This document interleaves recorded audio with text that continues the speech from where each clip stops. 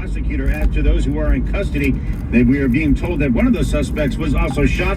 It's unclear how many times police may have fired their weapons. All of that, we hope to have an update later as well. One Shock 1010 Wins, 92.3 FM, Rahway. Wins News Time, 6:43. President Biden spoke to the American people last night for the first time since ending his re-election bid, saying it's time to pass the torch to the next generation. Here's correspondent Lionel Louise. In an Oval Office address, it's been the honor of my life to serve as your president. President Biden explaining his historic decision to withdraw from the presidential race. Nothing can come in the way of saving our democracy. That includes personal ambition. Biden praising his vice president, likely Democratic presidential nominee Kamala Harris. She's experienced, she's tough, she's capable. Without naming him directly, Biden seemed to take a jab at former President Trump. Kings and dictators do not rule.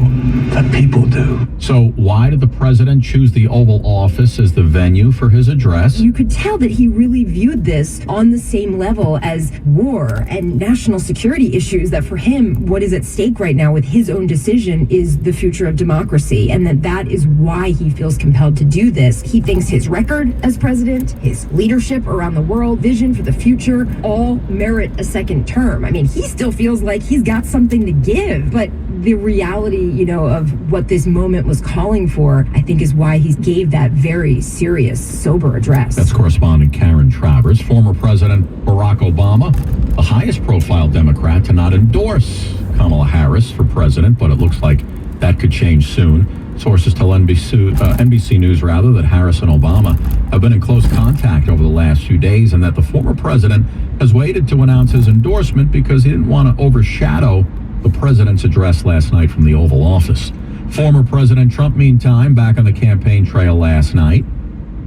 In Charlotte, North Carolina, former President Donald Trump held his first rally since President Biden exited the race. But really, what happened was the leaders of the Democrat Party, in a very undemocratic move, the bosses, they said, either you get out or we're going to throw you out using the 25th Amendment. That's what happened. You know that. That's correspondent Skylar Henry on that story. The House has formally authorized a task force to investigate the attempted assassination of the former president. It's going to be made up of 7 Republicans and 6 Democrats. They'll have subpoena power. Meanwhile, there's new information on the FBI's investigation into the assassination attempt. FBI Director Christopher Wray tells lawmakers that Trump rally shooter Thomas Crooks visited the Butler, PA event site a week before the attack, the same day he registered to attend the rally. Wray says agents found evidence of a chilling Google search on Crooks's laptop. Quote, how far away was Oswald from Kennedy? Wray says investigators have yet to pinpoint a specific motivation for the attempt on Trump's life. The FBI is still having trouble accessing encrypted messaging apps on Crooks's phone. Stephen Portnoy, ABC News, Washington. The visit to Washington continues today for Israeli Prime Minister Benjamin Netanyahu. Netanyahu is heading to the White House today for a meeting with President Biden, their first face-to-face meeting since Biden visited Israel after the October 7th attack by Hamas. Vice President Kamala Harris will also meet with Netanyahu separately. Netanyahu's visit to the White House comes one day after he delivered an address before both houses of Congress. It was an appearance that drew thousands of Gaza war protesters to the area outside the Capitol.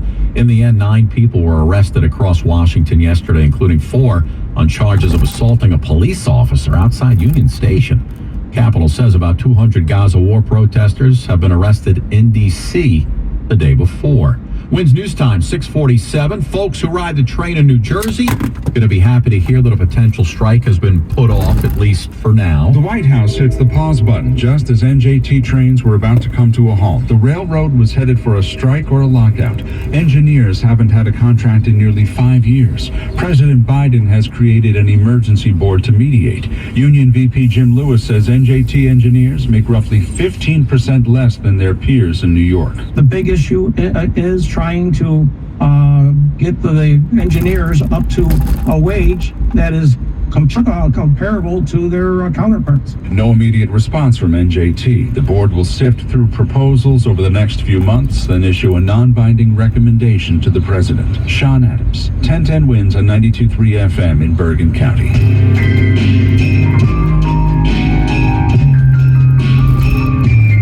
If you You watch Succession, you know that music, right? That sounds like something right out of Succession going on in the family behind one of the world's most influential media empires. The New York Times reports Rupert Murdoch initiated secretive legal proceedings to amend his family's trust to ensure his eldest son, Lachlan, remains in control. Lachlan is seen as the most conservative of Murdoch's children, and according to the Times, Rupert argues giving him full control without interference from his more politically moderate siblings will preserve the company's right-leaning perspective. Correspondent Rhiannon Alley. The report also says that Murdoch's other children have teamed to mount a legal challenge, arguing that their father isn't acting in good faith. The king of the queen and the prom. Radio on. Well, my friends, tonight's the night. Last concert for Billy Joel at Madison Square Garden. It's going to mark the 150th show at MSG and Billy's 10-year residency. Who's got tickets? Who's got them? I need two. Who's got some tickets for me? You know what I'm saying?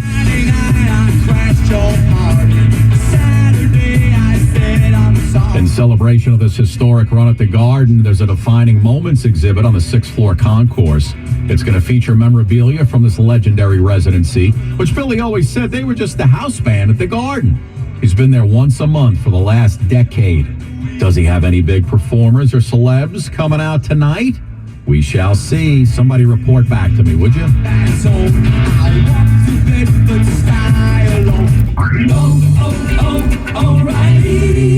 Save money today on your next full synthetic oil change at O'Reilly Auto Parts. Get a $10 gift card after rebate when you buy 5 quarts of Global One full synthetic motor oil for just $35.95. Our professional parts people can recommend the oil change supplies you need at your local O'Reilly Auto Parts store or at O'ReillyAuto.com.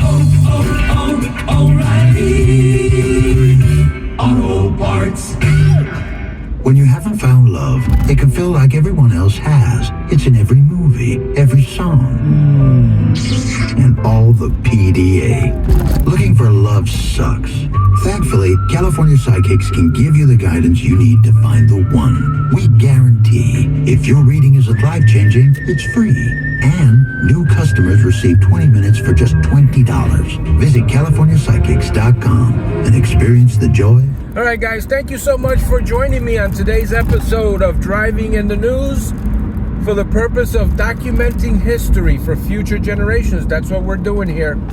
We're just uploading a daily snippet of today's news so that people can look back on a random day and say, let's see what's happening in the news on this given day. All right, guys, we'll see you on the next episode.